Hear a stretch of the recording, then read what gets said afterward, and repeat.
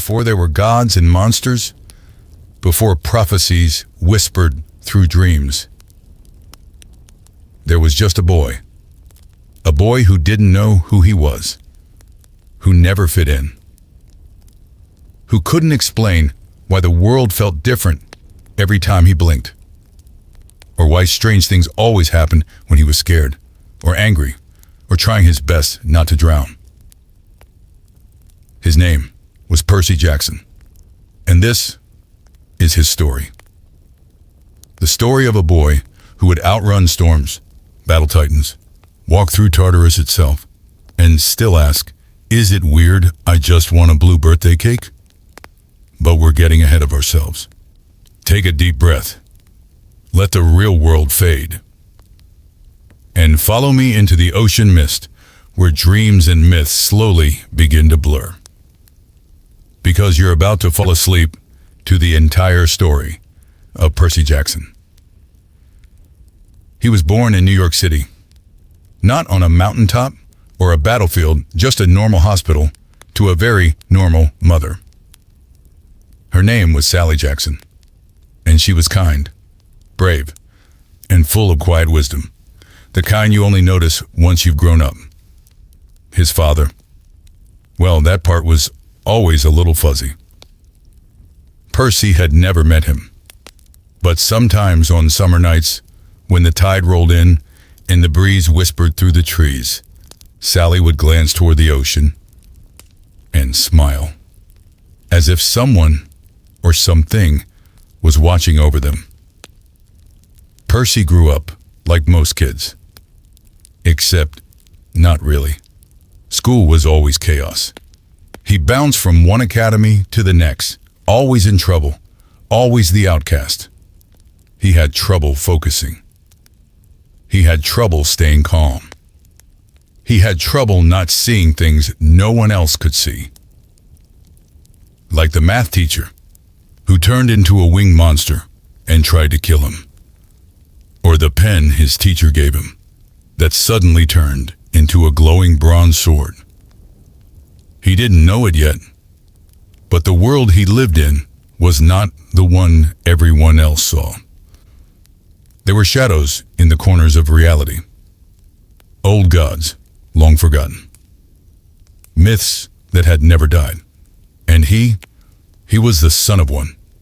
It started with a storm, a school trip gone wrong, a minotaur chasing him through the woods, his mother disappearing in a flash of golden light, and him alone, bleeding, heart pounding, dragging a sword across a field toward a glowing orange hill. Camp Half-Blood. That's what it was called. A sanctuary, a training ground, a place where children of the gods could survive. Because the truth was simple, but terrifying. Percy Jackson was a demigod. Half human, half divine. His father, Poseidon, god of the sea, one of the big three, the Earthshaker, the Stormbringer. It was unheard of. Dangerous. Unforgivable even. But Percy didn't ask for this. He didn't want war, or monsters, or glory. He just wanted to save his mom. And maybe understand why his life never made sense. So that's where our story truly begins. Not with a prophecy, not with a throne, but with a boy lost, confused, standing in a camp of heroes, clutching a sword he didn't ask for, beneath a sky that suddenly seemed far too big. This is the story of how he became a legend. But more importantly, it's the story of how he stayed human. As you begin to drift deeper into sleep, let the waves of Percy's journey carry you gently. Through storms and friendships, through battles and betrayals, through laughter and loss. You are safe now. You are warm. And the story is just beginning. Percy Jackson was born into a world he could never quite understand. His earliest memories weren't of magical swords or monsters from myth. They were of New York's ever-changing weather, the sound of subways beneath the streets, and his mother's soft voice reading bedtime stories that always ended with hope. He lived with his mom, Sally Jackson, in a modest apartment that smelled like fresh laundry and old books. She worked long hours at a candy shop and spent every spare second making Percy feel like he mattered. She never spoke badly of his father. In fact, she hardly spoke of him at all. Only once, when Percy was very young, she whispered while tucking him in, "Your father loved you very much. He had to leave, but he watches the sea for you." Those words stayed with Percy, even before he knew what they meant. His childhood was anything but easy. By the time he was 12, he'd been expelled from more schools than most kids could count on two hands. His teachers called him trouble, unfocused, unpredictable. He had ADHD, he had dyslexia, he had something that made life harder. What no one understood, not even Percy himself, was that he was wired for ancient Greek, that his instincts were tuned for battle, not math quizzes.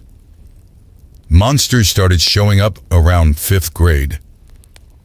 Not that Percy knew they were monsters at the time. A teacher would stare too long, her face flickering into something inhuman. A bully would shove him against the locker, and Percy would get the strange sense that the boy's eyes glowed for just a second. But then the moment would pass, reality would snap back, and Percy would once again be the weird kid who made things up. Everything changed on a field trip. One minute, Percy was inside the Metropolitan Museum of Art, staring at ancient Greek statues. The next, his pre-algebra teacher, Mrs. Dodds, dragged him into a side room and transformed into a fury. Wings, claws, fangs.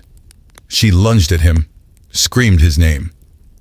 And just when Percy thought it was the end, his Latin teacher, Mr. Brunner, appeared out of nowhere and tossed him a pen. "Take this!" The pen turned into a sword.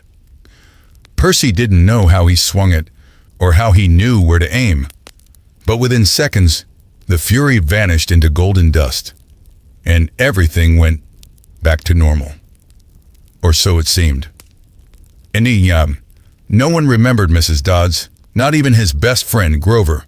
But Mr. Brunner, who now walked with a strange glint in his eye, kept watching him, as if waiting for something, as if time was running out. Summer came quickly, and with it, the truth. Grover wasn't just a best friend. He was a satyr. Mr. Brunner wasn't just a teacher. He was Chiron, the legendary trainer of heroes.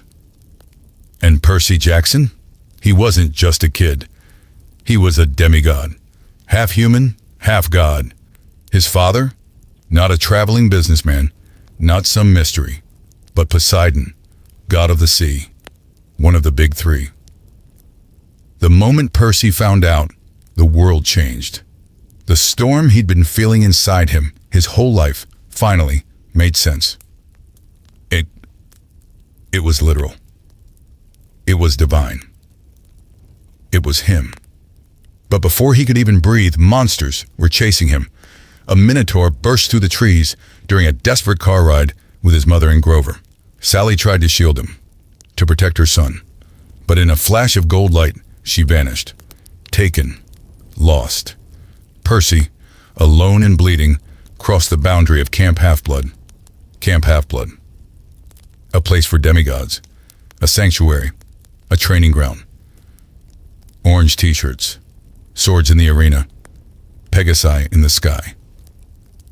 Percy didn't understand any of it. Not at first. All he knew was that he missed his mother. That everyone looked at him like he was dangerous. That the sky cracked with thunder whenever his emotions ran too wild. The camp was ruled by cabins, one for each Olympian god. The big ones were empty. Zeus, Poseidon, Hades. The big three weren't supposed to have children anymore. A pact, they called it. A truce to avoid the next great war. But then Percy came. And strange things started happening.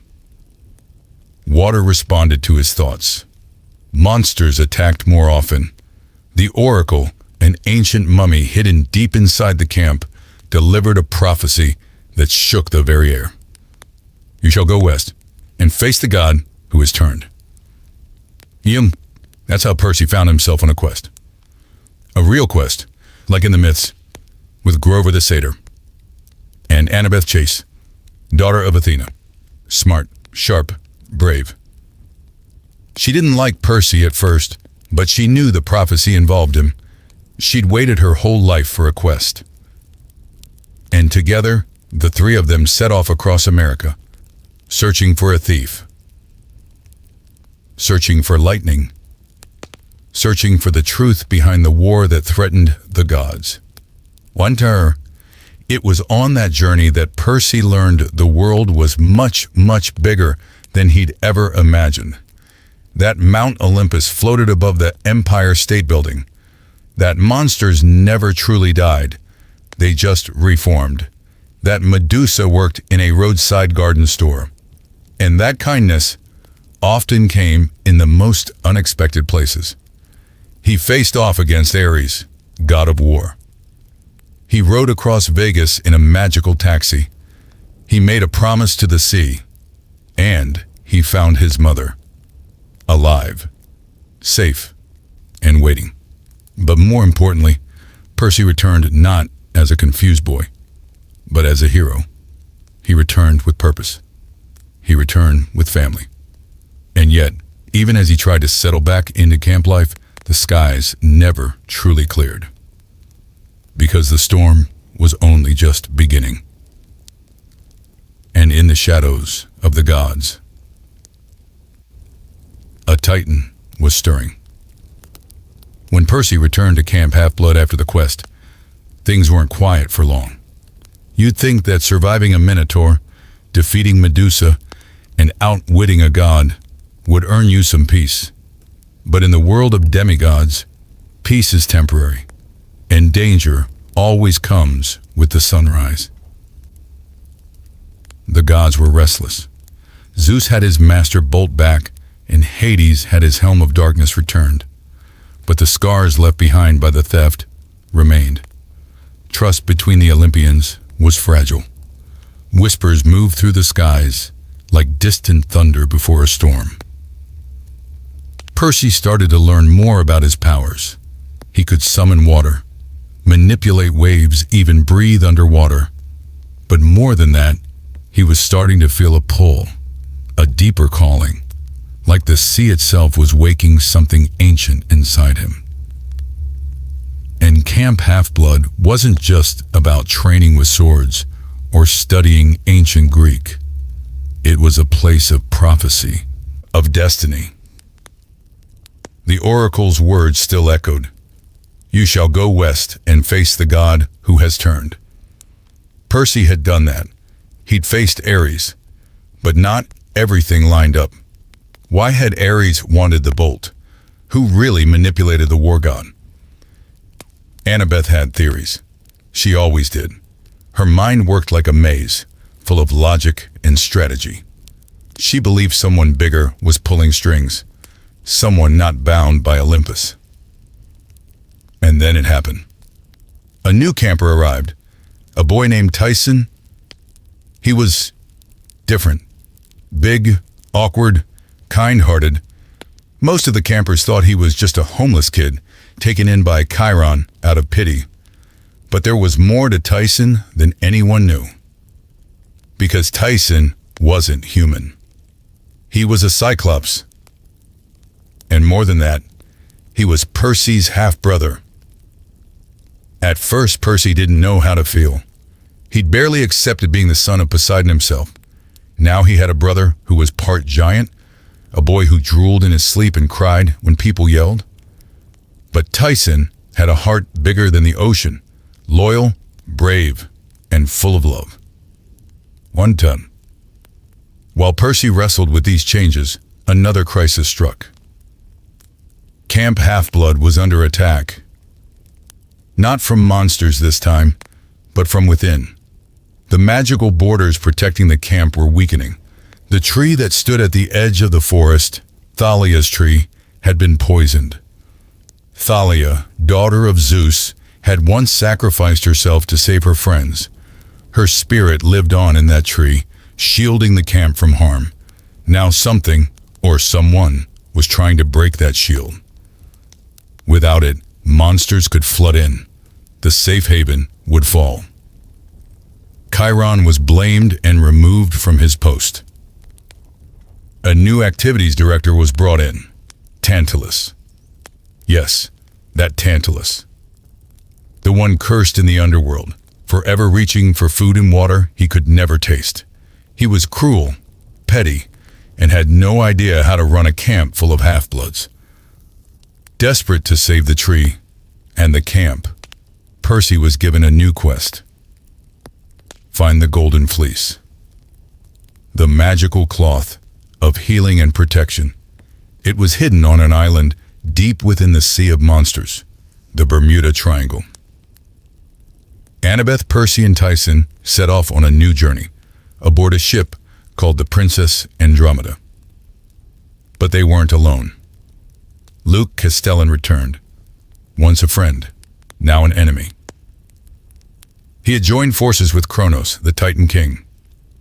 Luke believed the gods were broken, arrogant, unworthy of worship, and he was raising an army to tear them down.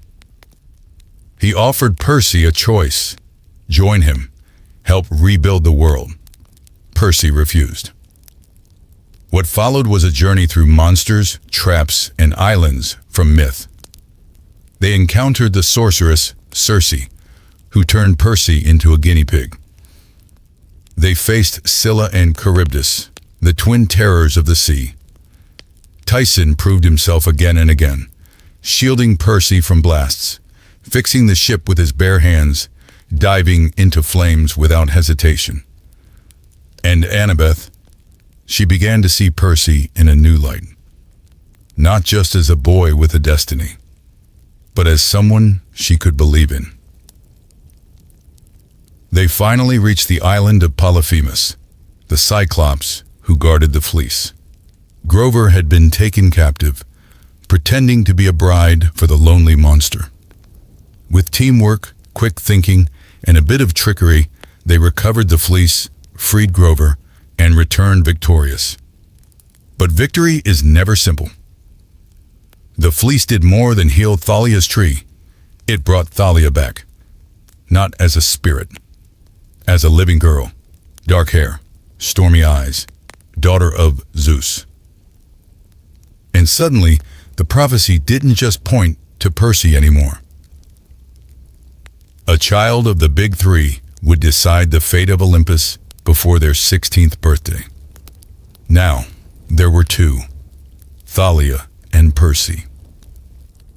And as they stood side by side, lightning crackling faintly in the distance, the gods above must have whispered in worry, because the age of heroes was rising again. And in the undercurrents of the earth, Kronos stirred, waiting, planning. But for Percy, that storm had only begun to brew. Camp returned to a fragile normal. Percy, Annabeth, and Grover trained in the warm sun, while Thalia adjusted to life again. But there was a tension in the air, a silent countdown. Dreams haunted Percy's sleep, not just nightmares, but visions, fragments of Kronos' broken form whispering across time. Luke was gathering forces, recruiting monsters, traitors, and outcasts. Even some half-bloods had joined him, seduced by the promise of a world without divine neglect. One night, Percy overheard Chiron speaking in hushed tones, something about a stirring deep beneath the west coast, something old, something imprisoned. And then, news from the west. A powerful monster was stirring, one that hadn't been seen in centuries. Artemis, goddess of the hunt, was the first to respond. She disappeared in pursuit, leaving her hunters behind at camp. And that's where the next part of Percy's story begins. A curse, a betrayal, a rescue mission beneath the stars. The Titan's curse. The next storm was already forming. Winter crept slowly into Camp Half-Blood. The orange of autumn faded into frost-kissed mornings and silver-dusted trees. The campfires burned longer. The shadows stretched farther. And somewhere, far to the west, something ancient was stirring. Percy had begun to notice the change in the air, the silence in his dreams, the way the wind carried whispers he couldn't quite catch. That's when Artemis vanished. The goddess of the hunt had left her hunters in camp, chasing a beast so dangerous even the gods spoke of it in hushed tones. But she didn't return. And when a goddess goes missing, the world holds its breath. Percy didn't expect to be involved. He was still training, still trying to figure out where he fit, now that Thalia was back, and the prophecy was no longer just his burden. But fate doesn't wait for permission. It began with a rescue. Grover had gone searching for demigods, and found two siblings, Bianca and Nico D'Angelo. They were strange, shy, and spoke like they were from a different time, but they were powerful, and they were in danger. A manticore attacked just as Percy, Thalia, and Annabeth arrived to help. Claws in poison, teeth in snow. The battle raged across a cliff's edge. Just as the monster prepared to strike a final blow, the hunters of Artemis appeared, silver arrows, flashing eyes, moonlight dancing across the trees. They saved the day, but not without cost. Annabeth was gone. Snatched during the fight, vanished into the darkness. And Artemis, still missing. A new quest was issued. 5 heroes would go west to find and rescue the goddess, and maybe, if luck held, save Annabeth along the way. Thalia, Percy, Grover, Bianca D'Angelo, and Zoe Nightshade, Artemis's loyal lieutenant. The journey was unlike any they'd taken before. Across America, beneath winter skies, haunted by prophecy, shadowed by betrayal. At every stop, monsters waited. A Nemean lion in the National Air and Space Museum, its golden pelt impenetrable. A junkyard filled with cursed machines, where Bianca made a choice that would echo far beyond that moment. And a sky that grew heavier with each passing mile. Because in the mountains, the sky was being held up by something or someone. The curse was real. Atlas, the Titan general, had tricked Artemis into taking his burden, and Annabeth had tried to help. She now held the sky, a mortal girl, crushed by the weight of the heavens. When Percy saw her bruised and trembling beneath the stars, something in him shattered. Without thinking, he stepped forward. He took the sky onto his own shoulders. Pain like nothing he'd ever felt. Not just weight, not just pressure, but the burden of eternity. It tried to erase him, who he was, what he'd done, even why he mattered. But he remembered her voice, Annabeth. And he held on. Artemis, freed by her hunters, wrested the burden back from him and joined the final battle. It was chaos. Titans versus demigods. Betrayals from old allies. The Garden of Hesperides burned. The sky screamed. And when it ended, Zoe Nightshade lay dying, poisoned by her own father, Atlas. Her final breath, a whisper to the stars. Artemis turned her into a constellation. A girl of silver fire, now forever part of the night sky. The prophecy had spoken of one who would die by a parent's hand, Zoe had known it was her. And still, she led the quest. Bianca, too, had fallen, trading her life to stop an automaton from destroying them all. Percy watched Nico crumble with grief.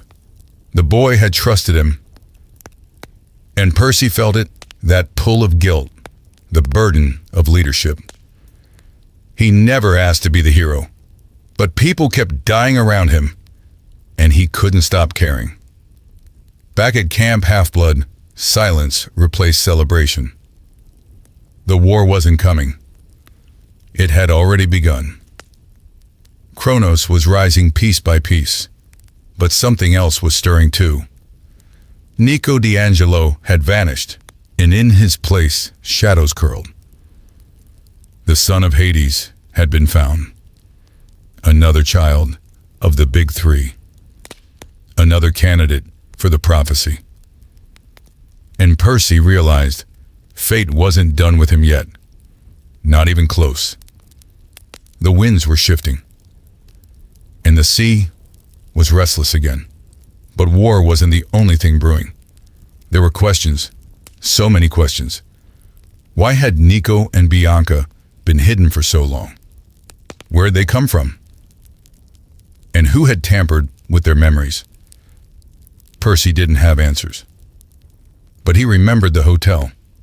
The Lotus Hotel and Casino. A place outside of time. A trap of pleasure, distraction, and forgetfulness. He had escaped, but others hadn't. It wasn't just monsters the gods feared, it was time itself. And the past always returned. When Percy finally visited the Oracle again, the words chilled him to the core.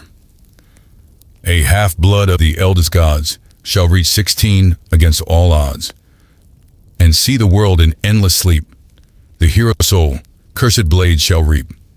A single choice shall end his days, Olympus, to preserve or raise.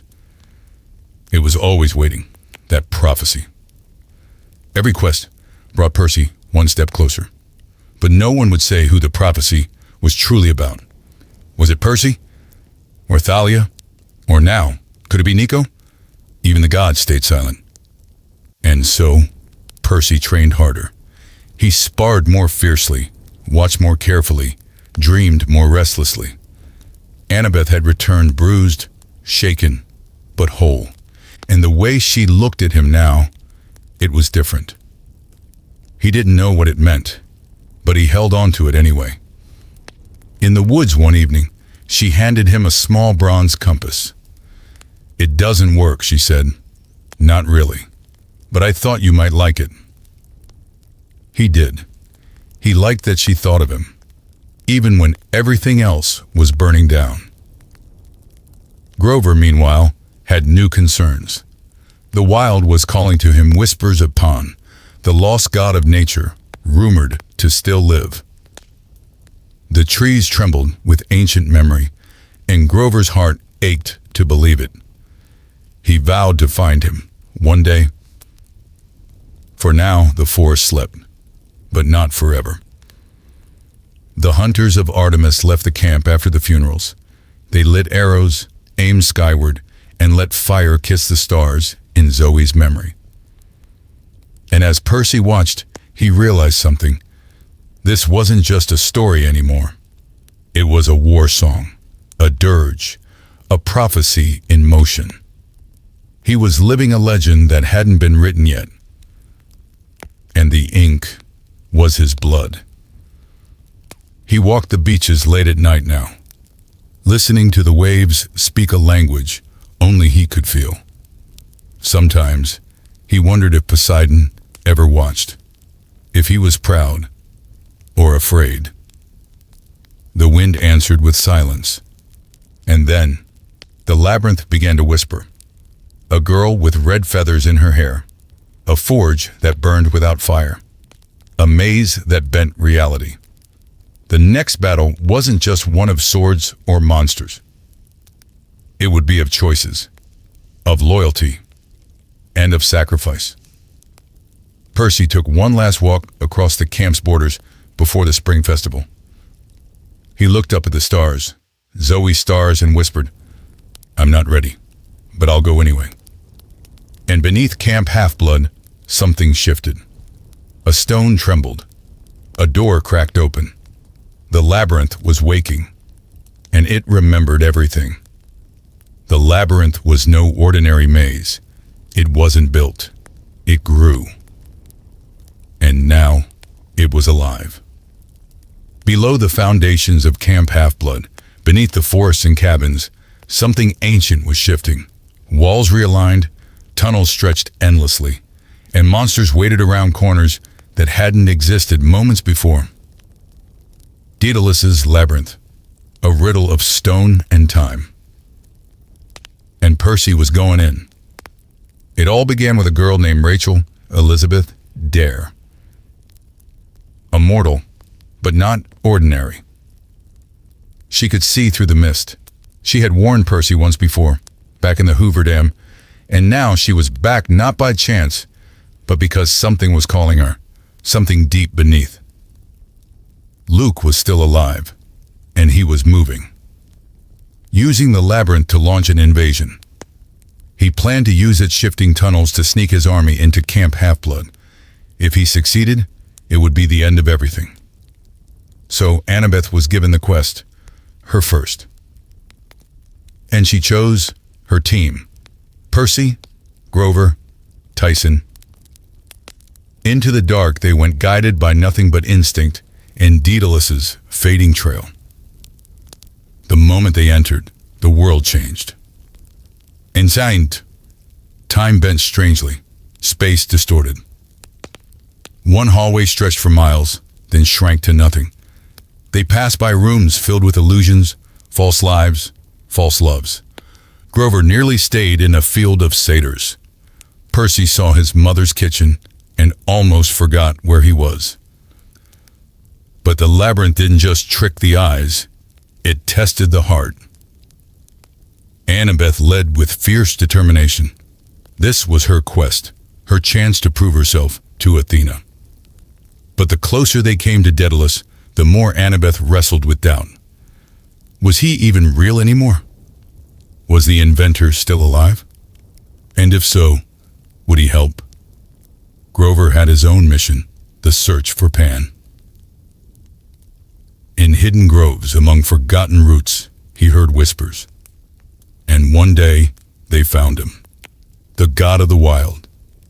But Pan was dying, fading. The world no longer listened. He looked at Grover and said, "My spirit lives in you now." And then, like mist, he vanished. It broke Grover's heart, but it gave him purpose. He would carry Pan's voice, a whisper against extinction. Tyson, too, had grown. Once shy and unsure, he now wielded a warhammer forged in the depths. He smiled more, and whenever Percy faltered, Tyson stood beside him, unwavering, loyal, and kind. In a forge of fire and ash, they met a boy named Quintus. But he was more than a boy. He was Daedalus, living on through automatons, seeking redemption for his crimes. And he held the key to the labyrinth's heart, a mechanical string, Ariadne's string that could guide them through. But Daedalus had made a deal. He had given Luke access. And now he had to choose. Betray Luke or save the camp. In the end, Daedalus gave them the string. He sacrificed his last automaton body to destroy the labyrinth's core. But the war was already here. The battle of the labyrinth wasn't fought underground. It came to the surface. At Camp Half-Blood, Luke's army emerged from the tunnels. Dracaeni, giants, Empusai, monsters too ancient for words. The camp rallied. Pegasi soared, chariots clashed. Grover played a song so powerful it shook the roots of the earth. And in the chaos, Percy fought Luke. Not Luke, Kronos. The Titan Lord had possessed Luke's body. He had risen. And Percy barely escaped with his life. The labyrinth collapsed. The camp stood, but only just. Silence followed the battle. Smoke curled into the trees, but there was no celebration. They had won, but Kronos had returned. And now, the final prophecy loomed closer than ever. Percy looked around Camp Half-Blood, the cabins, the forest, the big house, everywhere he loved. And he whispered to himself, "I'll protect it, no matter what." And so began the calm before the storm. A storm named the Last Olympian. But before the storm would break, there was reflection. Camp Half-Blood, though scarred, still stood in the golden haze of a summer evening. Repairs had begun, but the emotional wounds would take longer to heal. Percy spent more time by the lake, sometimes with Tyson, who skimmed pebbles across the surface, sometimes with Annabeth, who sat quietly beside him, her eyes distant, thinking about Daedalus, about the cost of their journey, and sometimes alone. He wondered what it meant to be the child of prophecy. Why him? Why not Luke, or Thalia, or even Nico? But Nico was struggling too, still grieving Bianca, still trying to find his place among gods who seemed to fear him, and campers who didn't understand. Yet even Nico had stepped forward when it mattered, helping them escape, saving them in the end. Rachel was still around as well, painting strange things, eyes full of mystery. She had gone into the labyrinth and come out changed like all of them. Clarice, for once, had fought not for glory, but for survival. Her bitterness had dulled just slightly, edged out by the need to protect the only home she had ever known. Dionysus returned from his absence, seemed more sober, more serious. Even he could not joke when Kronos had risen. And Chiron. Chiron had aged, not physically, but his voice carried weariness now, like the weight of 1,000 years was finally settling onto his shoulders. That summer, everyone trained harder. Archers practiced past sunset. Sword fights left bruises. Campfire songs were quieter. The laughter, shorter, because everyone knew. The next time Kronos came, it would not be a battle. It would be a war. Yet despite the dread, there were still moments of peace. Percy riding blackjack through the clouds. Tyson baking cupcakes for the whole Hermes cabin. Grover planting flowers where the battlefield had burned. Moments that reminded them what they were fighting for. And then the dreams began. Percy saw Mount Olympus trembling, the gods shouting, Hades sitting alone in the dark. He saw Luke's body no longer fully his. Kronos had spread further, deeper, and he saw a throne, shattered in pieces. The end was coming, but he still had one summer left, one chance. And when the sun set over Camp Half-Blood that night, Percy stood at the edge of the forest and stepped forward. Toward destiny, toward war, toward the last Olympian. But some stories don't end at the final battle. They echo. They ripple through the hearts of everyone who survived.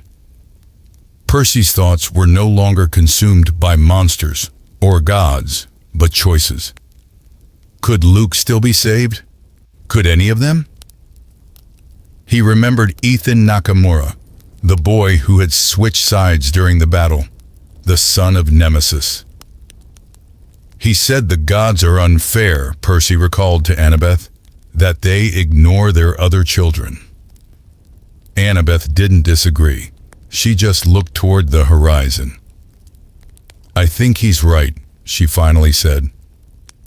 And that silence between them meant more than any answer. Because maybe they were fighting a war that started long before they were born. The gods were broken, petty, distracted, and their children were paying the price. Rachel kept painting. Visions of fire, of wings, of a boy with sea-green eyes standing before a crumbling city. She didn't understand it, not fully. But she knew one thing. The mist was thinning. Something ancient was about to reveal itself. Grover, now a seeker blessed by Pon Pon's final words, had a new mission: to spread the wild, to awaken the parts of the world that still remembered magic. He traveled to distant woods with dryads and satyrs, but he always returned to camp, to check on Percy, to remind him what they were fighting for. Tyson, now a hero in his own right, had been given a new role by Poseidon, general of his underwater forges. But he still found time to visit. And when Percy felt overwhelmed, Tyson would appear with a grin and say, "Cupcake?" It helped, more than Percy could admit. Even Clarice had changed, slightly. Her pride took a back seat after the battle. She still yelled, still trained, still refused to hug anyone. But she fought beside Percy without hesitation. That counted for something. And then there was Annabeth. She had seen Daedalus die. She had seen the sacrifice, the price of obsession. And it made her more focused, sharper, but also quieter. She was thinking about their future, about architecture, yes, but also about Percy. Neither of them said anything, but sometimes they'd sit together in silence, fingers brushing, close, not ready yet, but maybe soon. The gods, meanwhile, were fracturing. Poseidon had sent word. His kingdom was under siege. Typhon stirred beneath the sea. The storms were growing fiercer. Zeus prepared his armies. Athena withdrew from Olympus, thinking, calculating, planning. And Hades? He was silent, watching, waiting. Then came a letter, a formal summons. Percy was to visit Poseidon, in Atlantis. Annabeth stood with him at the beach as the hippocampi rose from the sea. She didn't speak, just looked into his eyes and nodded. Be safe. That's what she meant. Beneath the sea, the world was different. Bright coral cities, sharks the size of buses, merpeople drifting in currents like dancers. And Poseidon, not just a god, but a father. For the first time, Percy felt it. His father didn't just rule the sea, he loved his son. "I'm proud of you," Poseidon said, "and I'm sorry for all the times I wasn't there." It wasn't a grand speech, but for Percy, it was enough. He returned to camp with salt in his hair and something steadier in his heart. The prophecy loomed closer now. He would turn 16 in months. The age of choice, the age of sacrifice. One hero would rise, or fall. But even then, Percy didn't know how the story would end. Only that he would face it. With his friends, with his sword, and with a promise to protect what mattered. The labyrinth was gone, but the war was only beginning. The sky over Manhattan was choked with dark clouds. A storm unlike any other was rolling in. Percy Jackson stood atop the Empire State Building, watching it all begin. He had turned 16. Peace, and the prophecy was upon him. A hero's soul, cursed blades shall reap. He whispered the words to himself, again and again. Somewhere down there, Kronos was coming, in Luke's body, fueled by hatred, by betrayal, by prophecy. Olympus was empty. The gods had gone to war across the world fighting Typhon, who raged across America like a living mountain of destruction. Only the children were left to defend the home of the gods. Camp Half-Blood stood united. Annabeth, Grover, Clarice, the Hunters, the Cyclopes, even the minor gods had begun to choose sides. And Percy? He had made a choice. He bathed in the river Styx, like Achilles. He had one vulnerable point, a small spot on his lower back, but the rest of him was invulnerable, a living shield, a walking weapon. Nico D'Angelo had led him to the river. Hades' son, silent and angry, had become one of Percy's greatest allies. And now, it was time. The bridges were destroyed. The mortals were evacuated. The mist clouded their vision. And Manhattan became a battlefield. Dracene slithered through the streets. Hyperborean giants marched with clubs the size of buses. Demonic telekines rode tidal waves through the harbor. And Percy fought. He fought like a storm unleashed. Annabeth fought at his side, her blade flashing, her shield steady. Grover summoned the wild. Roots tore through pavement, trees burst from concrete. And the hunters never faltered. Arrows flew like stars. But still, the enemy kept coming. Michael Yu fell. So did Lee Fletcher. Even the bravest weren't spared. And then, the Empire State Building was breached. Percy, Annabeth, and Grover raced to the top. But Kronos was already there, wielding Luke's body like a puppet. Eyes gold, voice deeper than thunder. "You are too late, Perseus Jackson." He struck. The building shook. The heavens cracked. Percy held him off just barely. Water answered his call. Wind and storm bent to his rage. Annabeth screamed. She threw herself between Kronos and Percy and took the blade, not in the heart, but close. She fell. Percy lost control. The sky turned black. The ocean roared. A tidal wave struck the shore. And Kronos vanished in the chaos. They survived, but barely. Percy carried Annabeth back to camp. And for days he sat by her bedside. She didn't wake. Until one morning, her eyes fluttered open. She looked at him. "You drool when you sleep." And somehow, that was everything. She lived. But Kronos was not defeated. Typhon was nearing New York. And Olympus needed help. Then came Hades. He appeared in the camp with Nico. And for the first time, the god of the dead agreed to fight. He raised armies of the fallen, ancient heroes, forgotten soldiers. They marched. Clarice arrived last, with the Ares cabin finally at her side, her chariot blazing. She joined the final stand.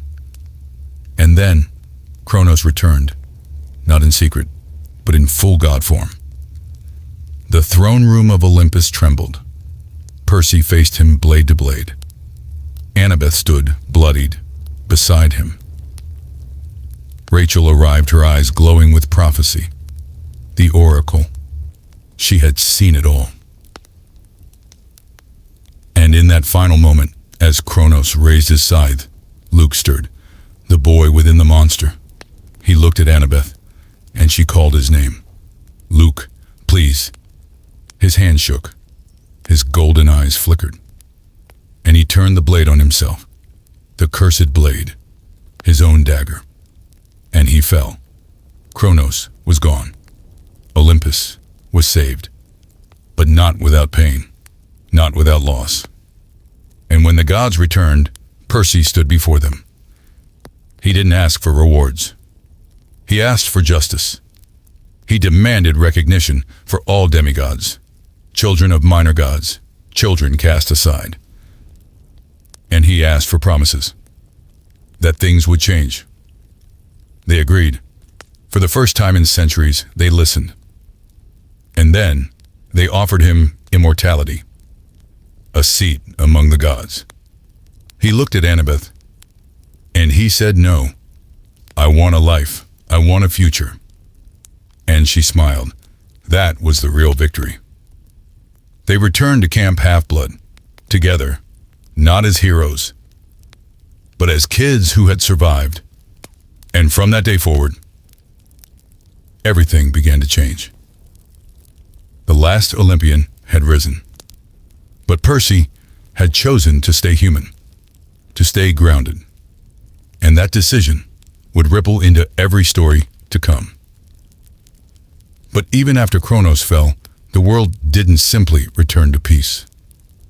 There were ripples, wounds that hadn't yet healed, and a prophecy that, while fulfilled, left behind echoes. Camp Half-Blood rebuilt slowly. Statues were raised, fallen names carved into stone, the strawberry fields replanted. Chiron said it best: "We don't forget, but we grow." Percy didn't feel like a hero. He felt tired, but also something else. Free, no longer tied to destiny. The weight that had pressed on his chest for years had lifted. For the first time, his dreams weren't filled with monsters. They were filled with possibility. Annabeth took his hand more often now. No teasing, no awkward glances, just comfort and hope. The gods, true to their word, began honoring their children more openly.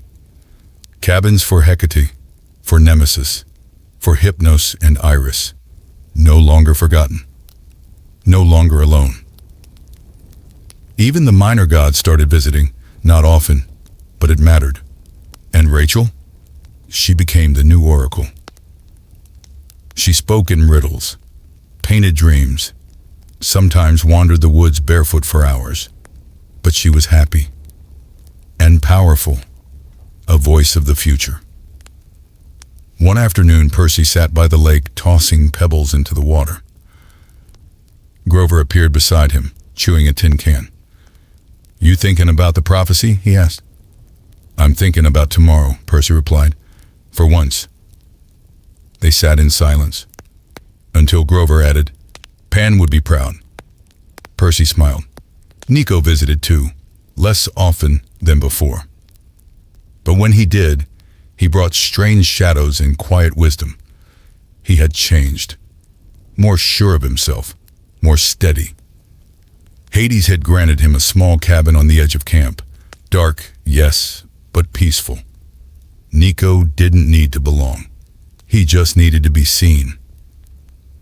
Clarice started leading training sessions. Her bark still scared most newbies, but she also began telling stories. Not just of battles, but of people she'd fought beside. Heroes, friends. It helped the younger campers understand what it meant to fight, and what it meant to live. Mr. D didn't change much. Still grouchy, still called Percy Peter Johnson. But every so often, he offered a faint smile. And once, just once, he said, "Well done." The campfire stories grew longer. Less about war, more about dreams. Kids started asking questions about colleges, about building things, inventing, writing. And Annabeth? She got an internship offer. Architects from New York had heard about her designs for Olympus. Word had spread. She looked at Percy one night and said, "We're going to have a future, a real one." And Percy believed her. The summer passed slowly, warm, golden, full of healing. Percy taught swordplay, went on hikes, ate way too many blue cupcakes, and sometimes, when no one was watching, he'd walk to the edge of the beach. The sea always whispered to him, not in words, but in waves, in the rhythm of tides. It reminded him he was never truly alone. One evening, as the stars blinked above Camp Half-Blood, Percy sat beside Annabeth. "Do you ever wonder what comes next?" he asked. She nodded. All the time. And they just watched the sky. Together. Because even though the Titan War had ended, some stories were just beginning. Percy Jackson wasn't a prophecy anymore. He was a person. And his story now, truly his own, was only just taking shape. From this calm and quiet summer, we now begin the next journey. A new generation. A new threat. In a ship that would carry 7 heroes into legend. Let's drift gently into the tale of the heroes of Olympus. But before that next voyage, Percy still had things to discover about himself. Some days, he'd wake up and expect to be sent on a quest. But the world had grown quiet. Not still, just peaceful. A quiet that made him uneasy at first. Until he learned to trust it. Until he learned to live in it. He visited Olympus once more that summer. This time, not as a fighter. Just as a guest. Poseidon welcomed him with a nod and a smile. There were no tridents, no storms, just a father. "You've done well, Perseus," Poseidon said, "and now you must do better. Live well." Percy didn't know how to respond, so he just nodded. The palace had changed, brighter, more welcoming. Even Zeus had installed new thrones for the minor gods. It felt like a beginning. Even Hera smiled. A little. Back at Camp Half-Blood, Tyson returned from Poseidon's realm for a short visit. The Cyclops wore a bright smile, a necklace of sea urchins, and brought gifts. "For brother," he shouted, handing Percy a hand-carved seashell with shimmering patterns. They spent the afternoon racing canoes. Tyson capsized 3. Then they ate s'mores by the fire. It reminded Percy of how far they'd come. How strange and beautiful family could be. Percy and Annabeth grew closer too, not through declarations or grand gestures, but in the quiet. In shared walks, in comfortable silences, in the way their hands always found each other. She began drafting plans to rebuild Mount Olympus's destroyed structures. Her sketchbook never left her side. He watched her sometimes, pencil smudges on her cheek, muttering about archways and columns. He realized then, she wasn't just brilliant. She was unstoppable.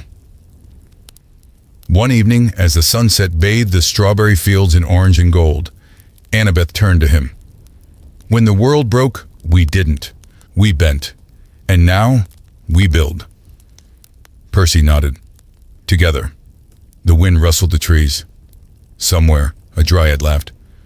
That night, Chiron told stories of the ancient past. Of heroes before Hercules. Of titans before Kronos. Of forgotten wars and untold victories. The campers listened wide-eyed, bathed in firelight. Percy sat in the back, his arm around Annabeth, thinking, history repeats.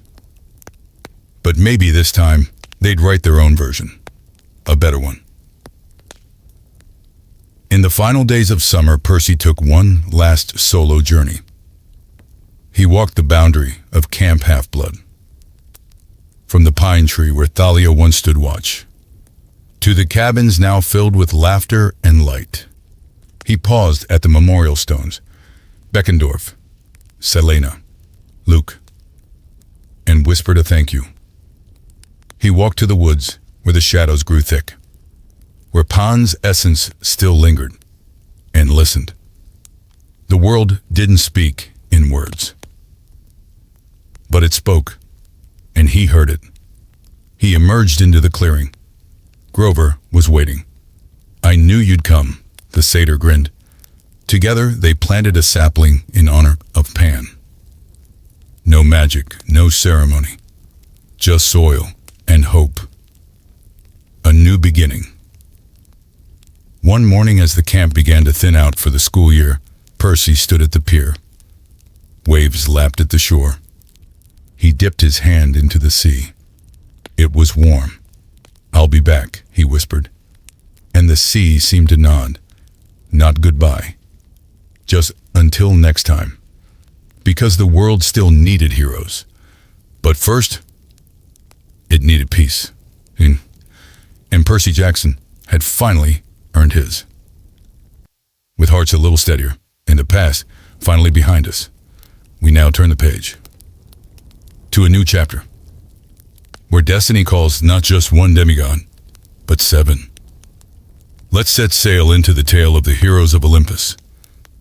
The wind shifted, Camp Half-Blood stirred, and Percy Jackson vanished. No warning, no prophecy, no trail, just gone. The demigods searched, the satyrs scoured every glade, the naiads whispered across the rivers, but the sea offered no clue. Weeks passed, then months, and a new hero emerged, Jason Grace. He fell from the sky, quite literally landing on a school bus with no memory of who he was. Not his name, not his past, not even the gods he served. All he knew was that something was coming. Something old. Something waking beneath the earth. The Roman camp, Camp Jupiter, was hidden in the west, built by descendants of Rome's demigods. Disciplined, strategic, grand. A different kind of legacy. And Jason, he belonged to them. The gods had split their personalities, Greek and Roman. And now the world itself was tearing at the seams. Jason's quest led him to Piper McLean, daughter of Aphrodite, who could charm even the truth into silence. And Leo Valdez, son of Hephaestus, who could build anything, even if it meant setting the world on fire. Together, the trio faced monsters that had long since turned to myth. Storm spirits, cyclopes, metal dragons, enchanted wind spirits. But more than that, they discovered Hera, the goddess of marriage, had gone missing. And in her absence, Gaia, the primordial goddess of earth, had begun to stir. Her goal? Awaken her giant children and destroy Olympus once and for all. To raise a new world from the ashes of the gods. And Percy? Still missing. Meanwhile, far across the country, Percy woke in a place he didn't recognize. Wolves. A dark-haired woman speaking Latin. And a camp unlike any he'd ever seen. Camp Jupiter. He didn't remember Annabeth. Didn't remember Chiron or Grover, or even himself. But something inside told him to fight, to run, to survive. And he did. Training with Roman demigods, rising through the ranks, earning the trust of Rhena, daughter of Bellona, and the respect of veterans twice his age. He was older, stronger. Not the same boy who chased lightning through Manhattan, but he never forgot the sea, even if he didn't know why. Eventually, the two stories converged. Jason's team sailed on the flying ship, the Argo II, built by Leo, guided by prophecy, and bound for Camp Jupiter. There, Greek and Roman would meet, not with handshakes, but with fire and suspicion, because centuries of mistrust don't vanish overnight. But Annabeth was there, searching for Percy, believing in him. And when the Argo II landed, they found him. Percy Jackson, wearing Roman armor, leading Roman troops, alive. And when their eyes met his and Annabeth's, the world felt whole again. Even if just for a second. Before the chaos resumed, giants attacked, alliances shattered. In a single fragile thread, hope held the camps together. But now, the true journey could begin. 7 heroes, 1 prophecy. To storm or fire, the world must fall. An oath to keep with a final breath. And foes bear arms to the doors of death. They were Percy Jackson, son of Poseidon, Annabeth Chase, daughter of Athena, Jason Grace, son of Jupiter, Piper McLean, daughter of Aphrodite, Leo Valdez, son of Hephaestus, Hazel Levesque, daughter of Pluto, Frank Zhang, son of Mars. 7 heroes, Greek and Roman, together, sailing into the unknown. On a ship powered by magic, fire, wind, and will. To save gods who were vanishing. To close the doors of death, through which monsters now returned endlessly. To stop Jaya.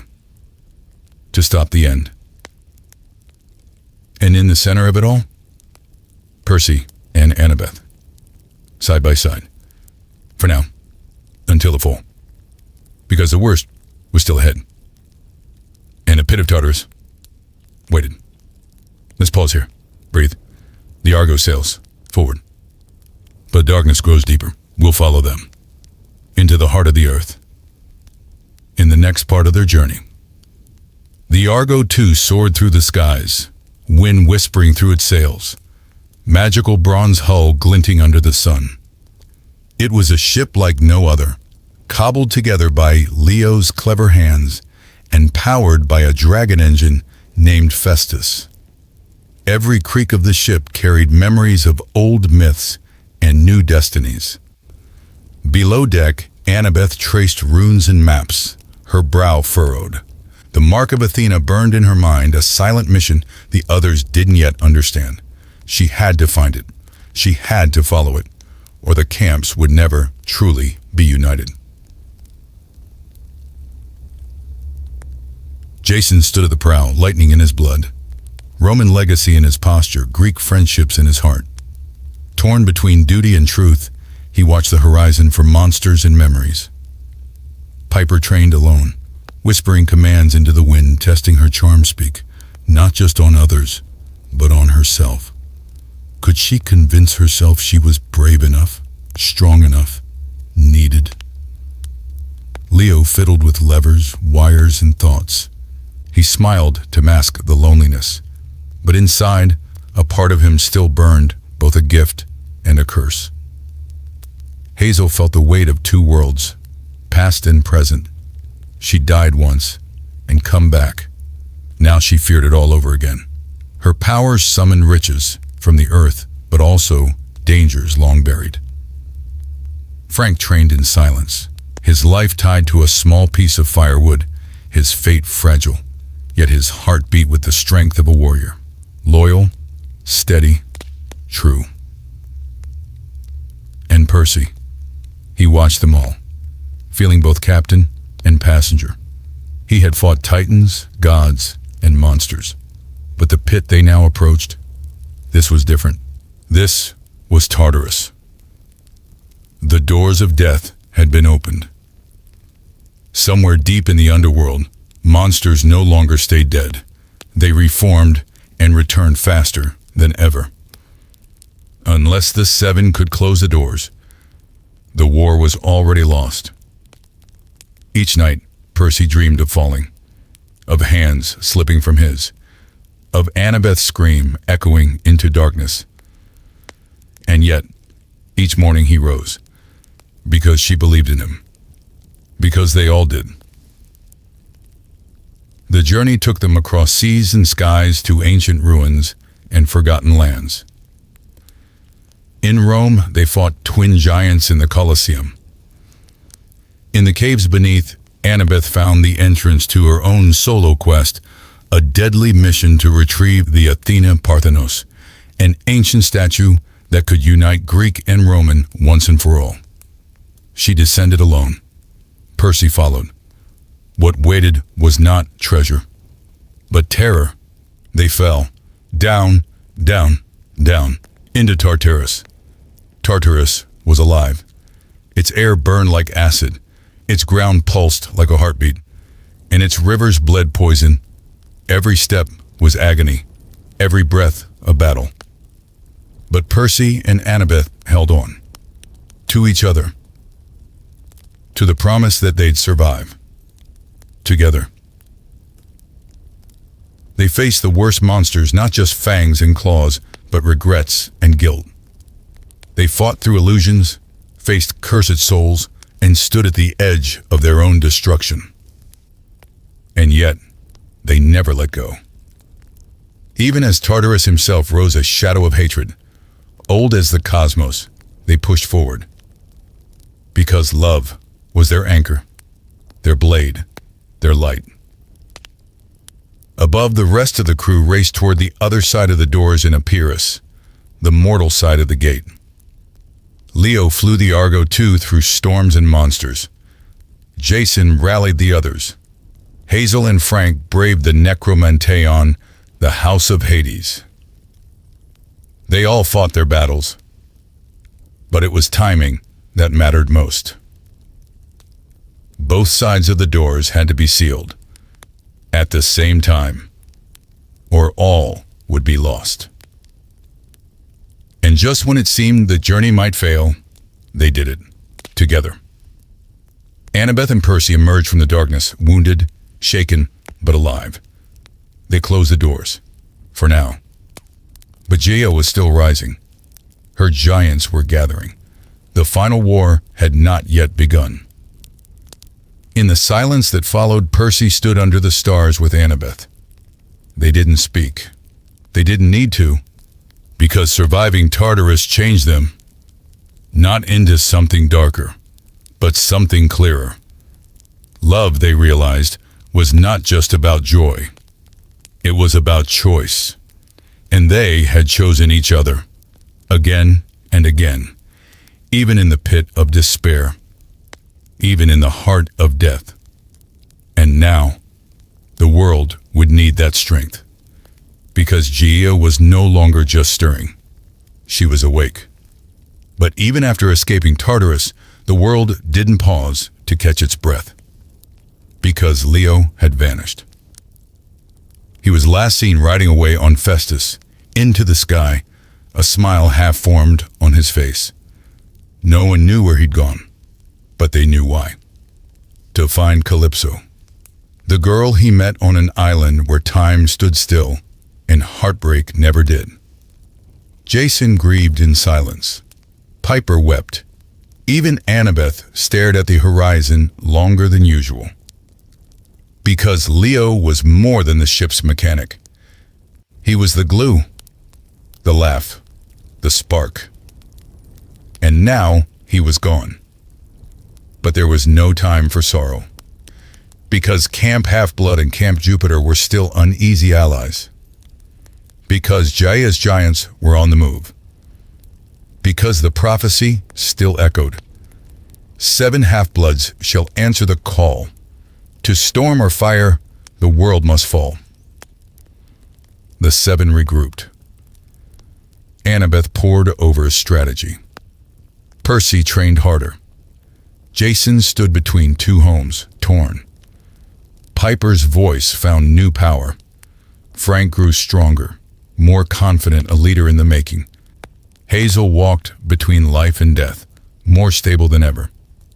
And Reyna emerged. With Nico D'Angelo and Coach Hedge, she carried the Athena Parthenos, the one thing that might bring peace between the camps. Their journey across the lands was a quiet war of shadows, of memories, of wounds that refused to heal. Nico, always the loner, started to trust. Reyna, always the commander, let herself hope. The statue reached camp, just in time. And not long after, so did the enemy. The giants gathered, each one a terror beyond imagination. But it was not just brute strength the heroes faced. It was fear, fatigue, prophecies, because one among the 7 would die. And no one knew who. The Argo II sailed again, one final mission to Athens, the birthplace of wisdom, the stage for war. In the skies above, Jason led. In the depths below, Percy swam with words and warnings from the sea gods. In dreams, Annabeth pieced together what was to come.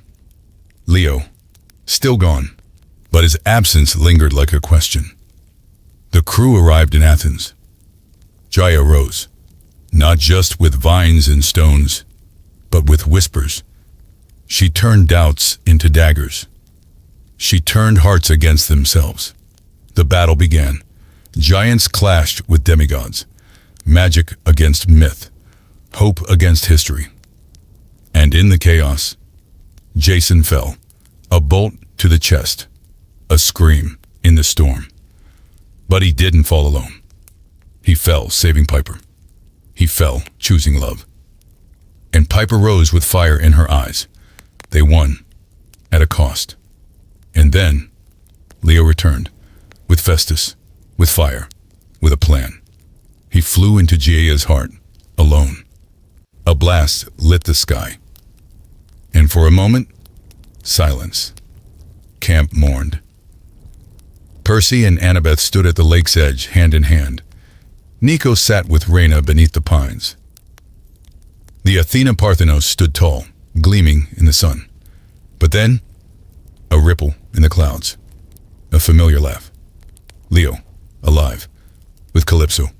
He'd kept his promise, saved the world, and found love. And so the war ended, not with glory, but with grief, not with parades, but with peace. The seven returned to their lives, older, wiser, forever changed. And somewhere, in the quiet corners of camp, new stories began. The sky was quiet, too quiet. After everything, the wars, the monsters, the tears, Camp Half-Blood seemed still. But underneath that stillness, something stirred.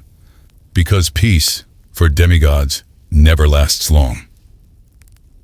It began with a warning.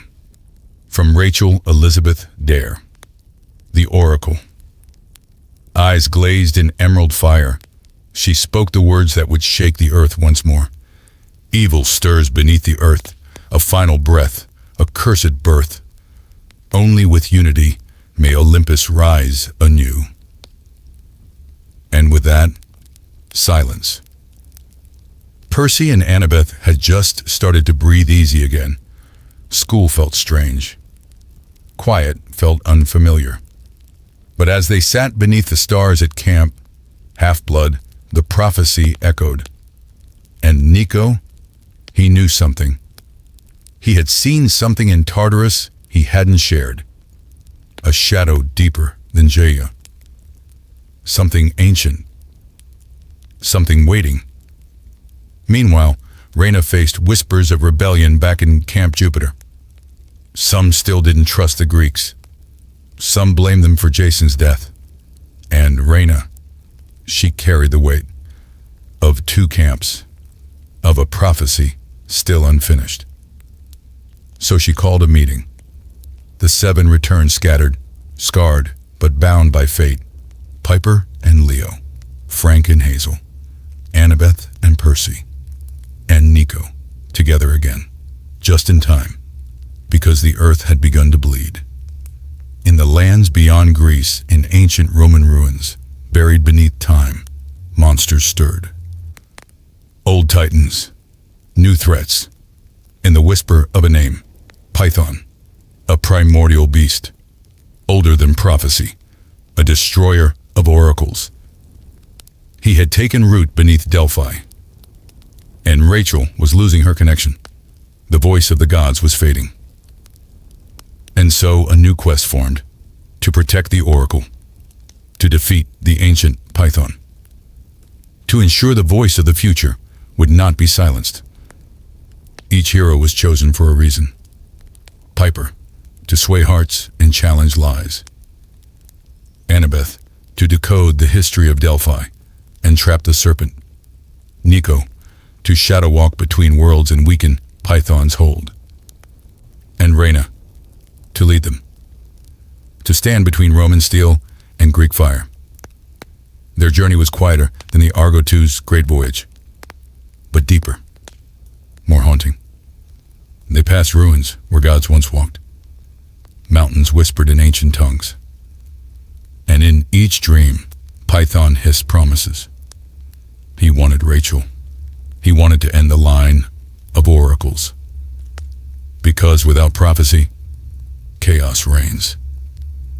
Meanwhile, Leo worked to rebuild Festus, not just for flying, but for exploration. Because there were still uncharted places in the world, still magic left to discover. Frank trained the next generation at Camp Jupiter. Hazel guided young magicians, sensing a rise in underground tremors. Moan. Even Grover returned, speaking of trees weeping and satyrs hearing songs of endings. The world was shifting.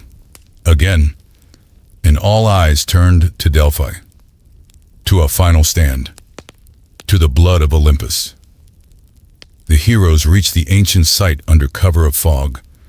The air was thick with rot. Python had coiled beneath the stones, his breath corrupting time itself. Rachel waited at the edge. One more vision, one last riddle. And as the heroes descended, they were swallowed in shadow. But shadow is not always evil. And from shadow, light can be born. As Nico stepped forward, he felt it, the legacy of Hades rising in him. The power of truth, of endings, of facing what you fear. He clashed with the serpent not with blade, but with will.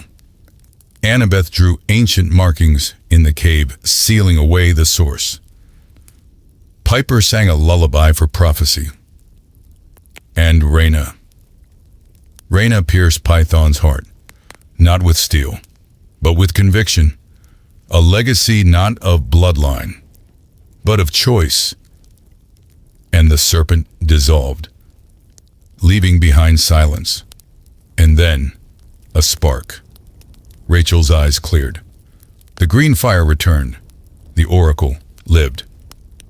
And so would prophecy. And Olympus. They returned home, not as children, not as warriors, but as keepers of balance, of stories, of the next age. And in the gentle wind that passed through Camp Half-Blood that night, a voice whispered, "Rest now, you've done enough. Let the next dream take root. Let the future unfold.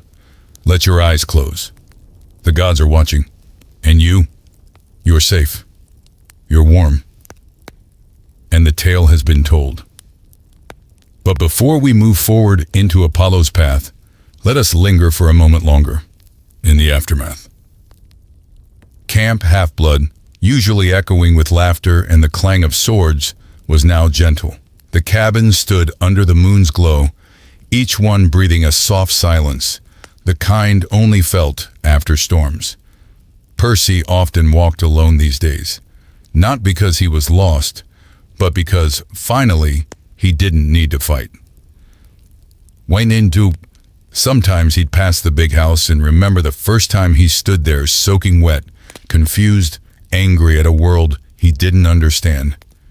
Now he could almost smile at that boy, that younger version of himself who thought monsters were rare and gods were distant. They weren't.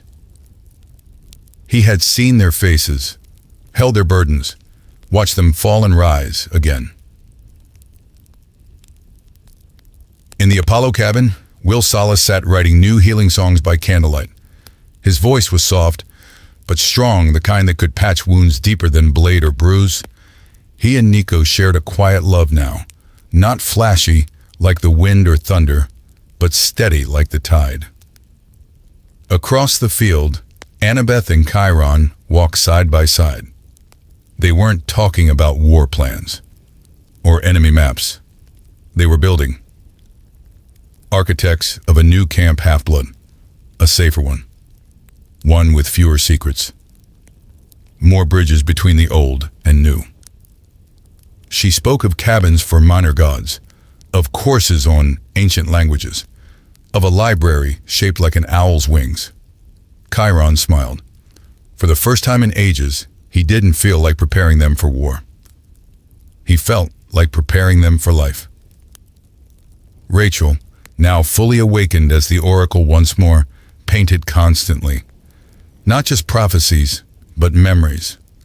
Her canvas showed Leo laughing on Festus, Hazel walking through shadows, Grover teaching young satyrs how to listen to the trees. She painted moments they all thought would be forgotten. But she didn't forget. And neither did the world. Because peace is not forgetting what happened. It is honoring it. Some nights, the stars above Camp Half-Blood flickered with firefly-like pulses, remnants of magic, or maybe just the gods checking in. Dionysus even smiled once. Well, smirked, and called someone the correct name. The campfire glowed brighter that night. Grover visited more often. The nature spirits whispered of a world healing slowly, saplings pushing through asphalt, rivers singing in cities. Even New York had a little more green than before. And Percy? Percy finally wrote a letter to his mom, a real one. No chaos, no monsters, just a thank you. He told her he loved her blueberry pancakes. He missed the old apartment smell. He hoped she was proud. He didn't send it, but it was enough to write it. One afternoon, while skipping stones on the lake, Percy heard a quiet splash beside him. He turned, and Tyson was there, grinning with wide, lopsided joy. "Brother," he bellowed. Percy tackled him in a hug. They spent hours talking about nothing and everything. Cyclops training, underwater palaces, how peanut butter made good monster bait. It was simple. It was perfect. And yet, beneath all this peace, whispers grew, not dark ones, not prophecies or warnings, but stories of something stirring in the west, not a monster, but a change. The gods had felt it too, a shift, a need. And so Apollo, once a god, now a boy named Lester, stood at the edge of it all. Still punished, still mortal, but with new clarity, because even immortals must sometimes fall, to learn what it means to rise. But that's a tale for another night. For now, we linger here, in the lull between legends, in the golden hush of evening, where swords are sheathed and dreams are safe. Close your eyes. Imagine the cabins flickering with candlelight, the dining pavilion glowing under stars, the gentle waves of the Long Island Sound brushing the shore, and the gods above, for once, resting. Just like you, you followed Percy through the storms, watched him grow from a lost boy into a hero who changed fate. You've held a sword with him, leapt off cliffs beside him, laughed with Grover, wept with Annabeth, fallen, risen, fought. And now, you rest, because the story doesn't end. It simply softens. So you can dream, so you can breathe. Let the campfire crackle a little longer. Let the stars above blink in rhythm with your breath. And let your thoughts drift into new trials, new heroes, new songs. Because the tale of Percy Jackson may be told, but Camp Half-Blood, it lives on. In every whisper of wind, in every rustle of leaves, and in every heartbeat of a demigod dreaming, just like you. And as your breath slows and your heartbeat settles into the calm rhythm of rest, another name echoes softly through the trees. Not Percy, but Apollo. Once a god of music, poetry, and prophecy, now reduced to a mortal boy named Lester Papadopoulos. That's where the story wanders next. Into the realm of fading sunlight and unexpected humor. A tale not of demigod bravado, but divine humility. Apollo's journey wasn't forged by glory, but by punishment. A god cast down from Olympus, stripped of power and identity, cursed to walk among mortals, and to earn back his immortality, not by command, but by understanding, by living. And oh, what a life he lived. Apollo woke as Lester Papadopoulos, disoriented, gangly, and very, very mortal. Gone was a radiant sun god with golden chariots in eternal youth. In his place stood a pimply teenager with no powers, no confidence, and no clue how to survive. He crash-landed quite literally in a dumpster in New York City. And from there, things only got stranger. Before he could even find clean clothes, he was attacked by monsters, vengeful spirits called Nozoi. Thankfully, he was saved by a young demigod named Meg McCaffrey. Fierce, unpredictable, and very much not impressed by Apollo's past titles.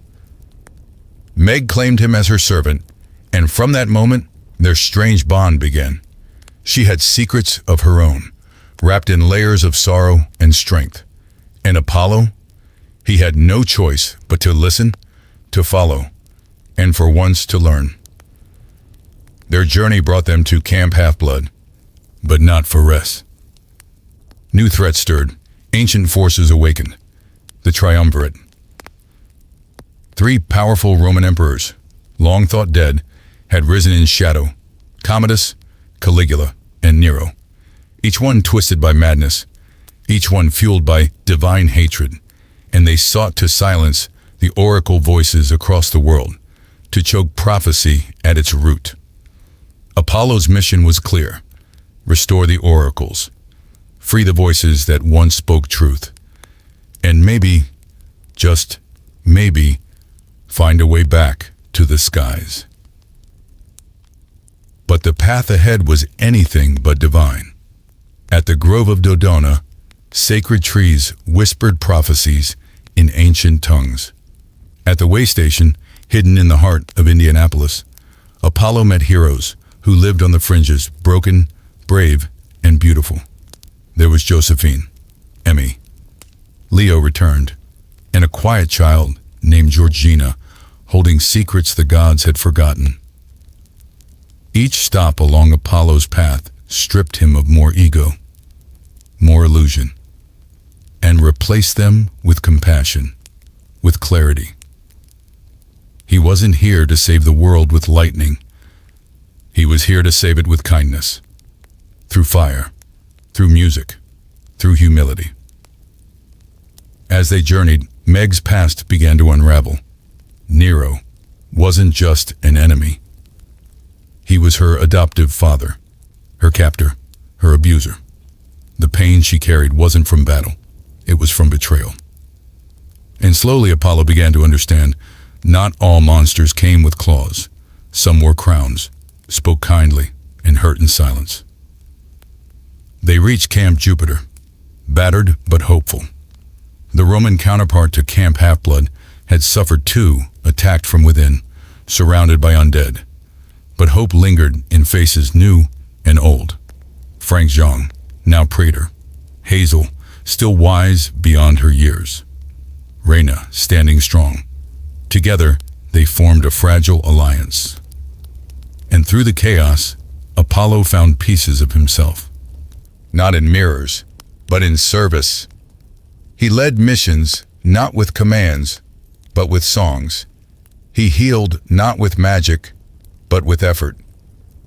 And Meg, she began to bloom again.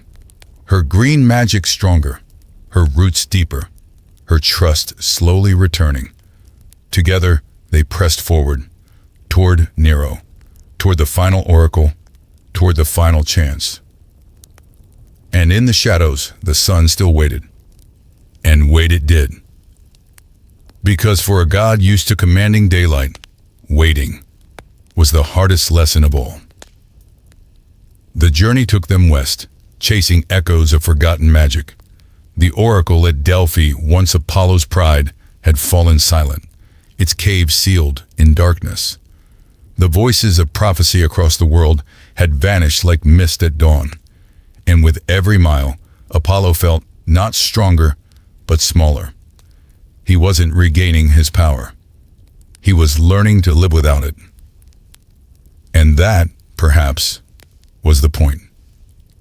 They battled Strixes in the swamps of the south, faced trials in abandoned mansions where voices whispered through the walls. They rescued demigods long believed lost. And still, Nero loomed. The man who raised a Meg, who twisted her mind, who tried to break her light. But she wasn't alone anymore. Apollo had once sung songs that could shake mountains. Now he whispered words to calm her nightmares. And that, somehow, mattered more. Eventually, their path led underground into labyrinthine tunnels that bent time and space, haunted by ancient specters and trials of the heart. One door led to visions of Apollo's past, his cruelty, his vanity, the lovers he had wronged. Another tested Meg with illusions of her younger self, chained in Nero's palace. They faced those shadows together, not as god and demigod, but as friends. When they reached Nero's tower, the battle wasn't loud. It was quiet, tense, unfolding like a slow burn. Nero had built an empire of lies, guarded by technology, monsters, and fear. His children were brainwashed wards, victims, soldiers. And Meg was the one who freed them. With vines, with truth, with tears. She shattered the glass walls of Nero's kingdom, not with violence, but with choice. Apollo confronted Nero last, and for the first time, he didn't use music as a weapon. He didn't try to summon fire or lightning. He simply spoke, not as Apollo the god, but as Lester the man. And when it was over, he didn't feel triumphant. He felt tired, but whole. Then came the final oracle. A place forgotten even by the gods, the Tower of Nero held its own secrets. The last breath of true prophecy waited there, trapped beneath stone and sorrow. To awaken it, Apollo had to give something up. Not his life, but his certainty. He had to trust Meg to take the final step, to open the final door. And she did. Because love is not about control. It's about belief. And when the oracle stirred, when prophecy returned to the world, the sun didn't explode into the sky. It rose quietly, like a promise kept. Apollo was offered his godhood back. But for a moment, he hesitated. Was he still worthy? Could he return to Olympus, knowing what he now knew? He looked at Meg scarred, but unbroken. He looked at the world still fragile, still aching. And he said yes, not out of pride, but because he had learned, even gods must kneel before they stand. When Apollo returned to Olympus, he didn't bring triumph. He brought a story. One of pain, humility, healing, and hope. And the other gods listened. For the first time in centuries, they listened. Zeus did not clap. Hera did not scold. But Artemis, his sister, held his shoulder and whispered, "You did well, brother." And that, Apollo would later admit, meant more than any golden laurel. He returned to the sky no longer just a sun god.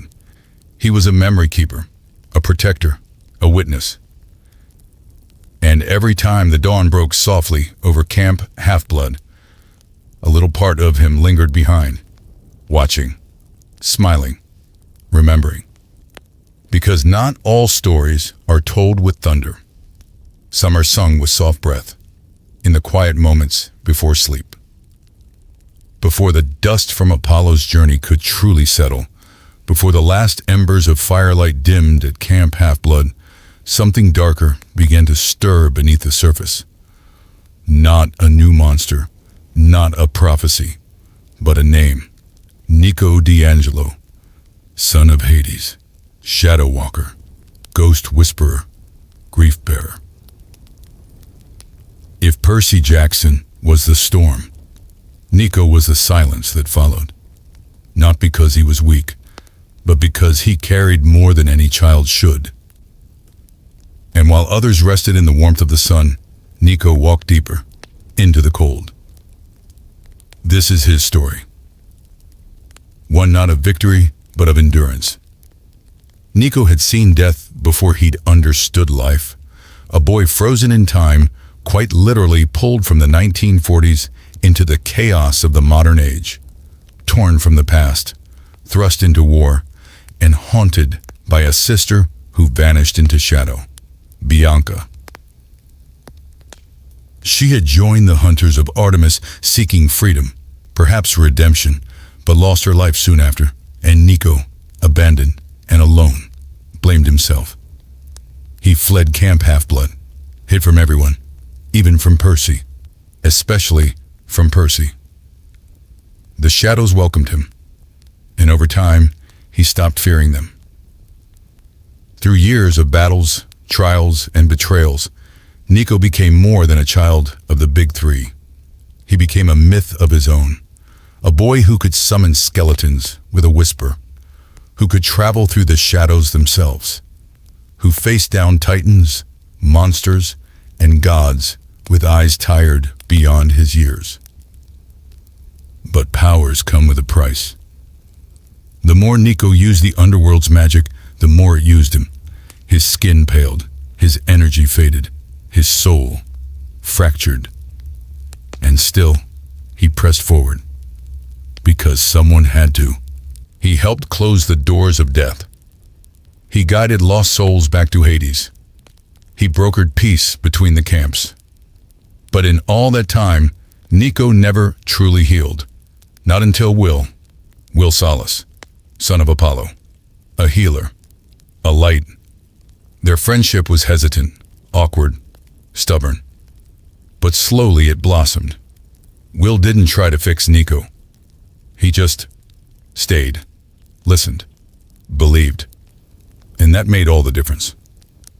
Their story led them to a new journey, one deeper than any they had faced. To rescue a voice trapped in eternal torment. Bob.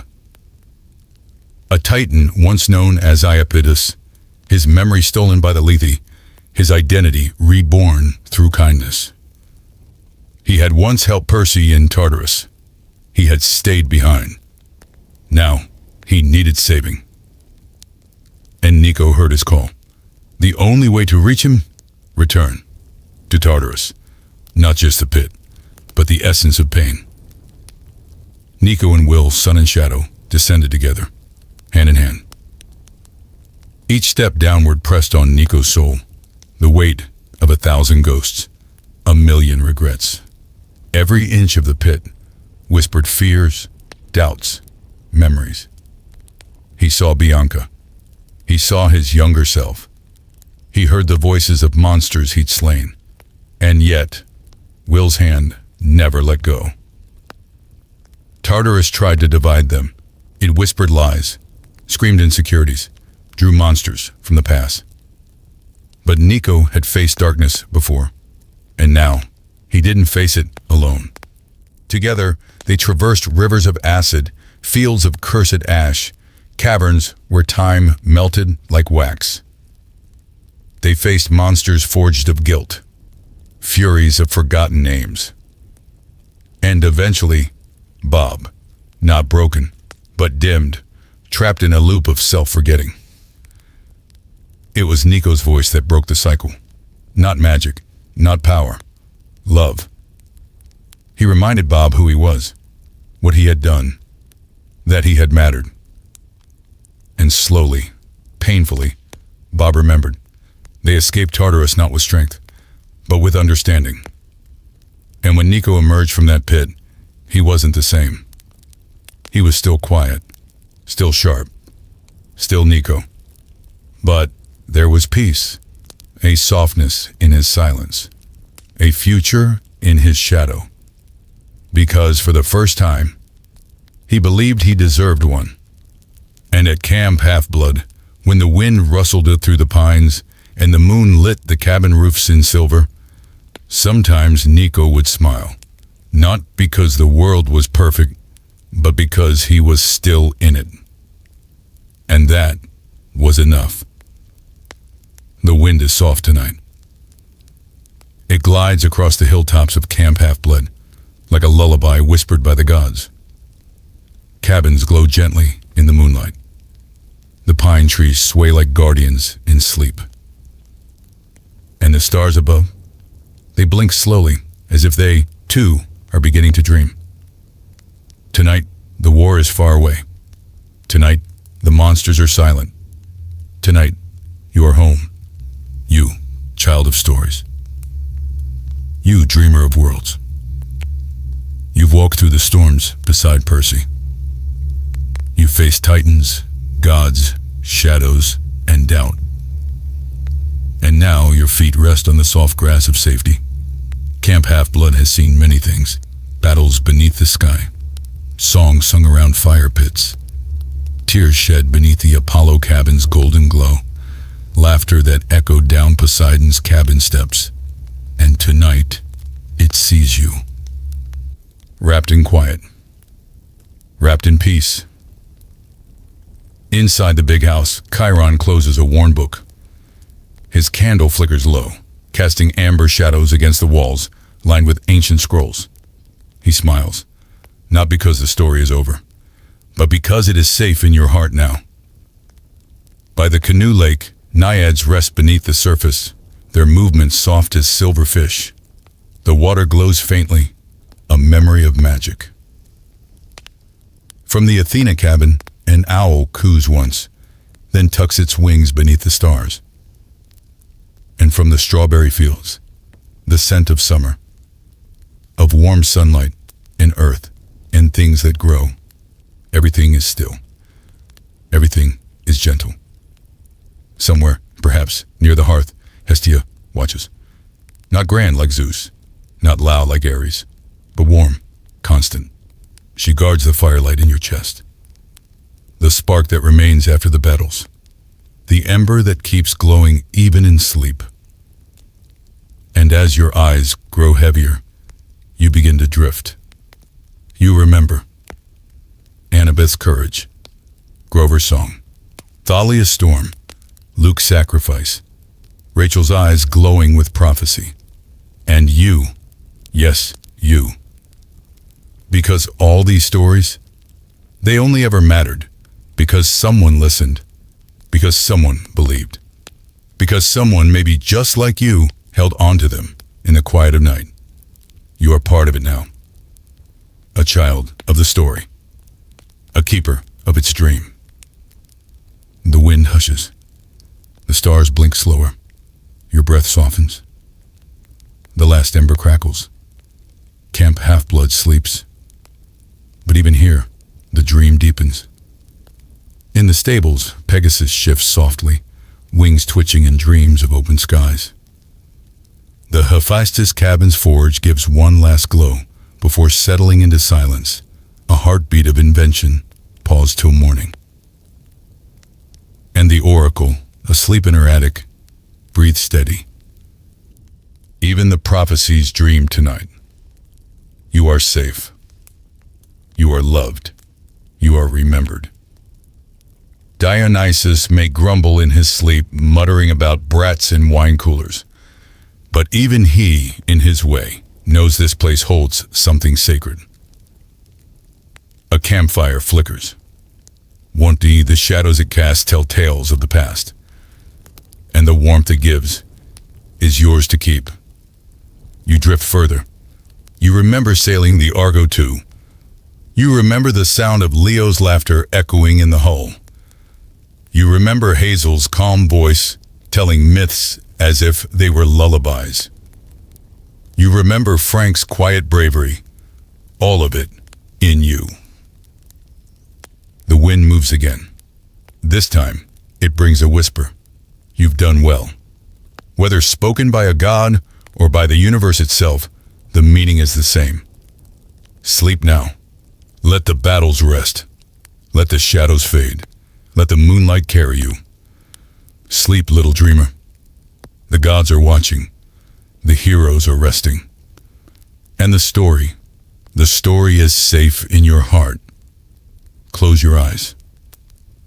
Let Camp Half-Blood fade into starlight. Let the waves of Percy's world become calm. Let everything grow still. You are home. You are whole. You are here. And sleep, finally, takes you. There is no more quest to follow, no prophecy to untangle, no riddle whispered by the wind. The monsters are gone. The skies are clear. And the gods are silent in the gentlest way. You've reached the end of this tale. Not with a battle cry, not with a flash of lightning, but with a breath, a whisper, a dream. This was not just the story of a boy named Percy. It was the story of courage, wrapped in uncertainty, of friendship rising through the storm, of home found between battles. And you walked every path. You followed every shadow. You listened when the world asked for a hero. And now you listen to the quiet. Let the soft rustle of pine needles be your lullaby. Let the faint crash of ocean waves remind you Poseidon still watches. Let the gentle pulse of the barrier remind you you are always protected. This story never really ends, because it was never just words on a page. It was always a feeling, a memory, a heartbeat, the kind that stays with you long after the lights go out. Imagine this. You're walking back to your cabin at Camp Half-Blood. The fire's low. Your friends are asleep. Your sword is sheathed. You step inside. You lie back on your bunk. You feel the wooden frame beneath you, and the whole world breathes with you. You don't need to be brave now. You don't need to be strong. You just need to rest. And you are. The ceiling fades to starlight. The floor softens into clouds. Your eyelids fall like dusk over Olympus. You remember stories told by the hearth. Of Jason. Of Piper.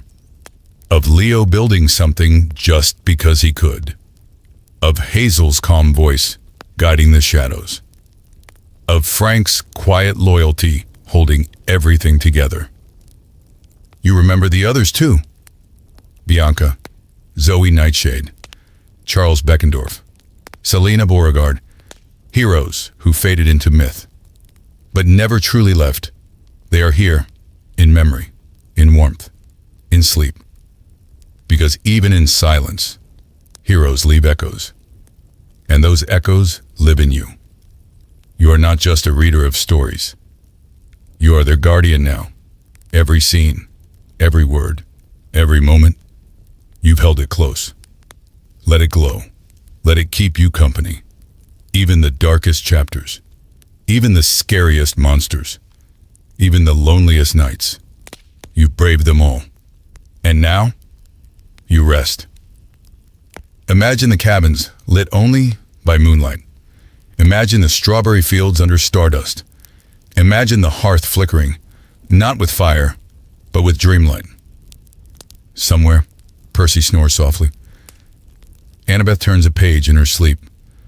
Grover murmurs about cheese enchiladas. And you smile. Because this world, you built it in your mind. You carried its weight. You felt its joy. You cried at its pain. You kept it alive. And now, you let it rest. Let the scenes fade slowly, like embers floating into the night.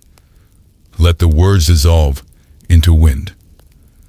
Let the music of this world soften into a lullaby. This is not the end, but it is the pause. A soft place. A place of pillows and blankets and dreams. The gods are silent. The monsters are gone. The stars are watching. And you are sleeping. So sleep, little dreamer. You've earned your rest. You've earned every moment of this quiet, every breath of this peace. Let your mind wander to new stories. Let your heart hold on to the ones you love. Let this story of Percy Jackson become your dream now. And as the world outside fades into silence, let the inside of your heart glow softly like fireflies in a bottle. This is your haven, your camp, your story. And it will always be here, waiting for you. when you wake, when you return, when you dream again. The fire will be waiting. The sword will be ready. The sky will still shimmer. And the sea? The sea never forgets. So until next time, demigod. Until the tide calls again. Until the wind whispers new quests. Until you turn the page. Good night. Sleep deeply. Sleep gently. Sleep like the hero you are. Because even heroes need to dream. And you, dreamer, are the bravest of them all.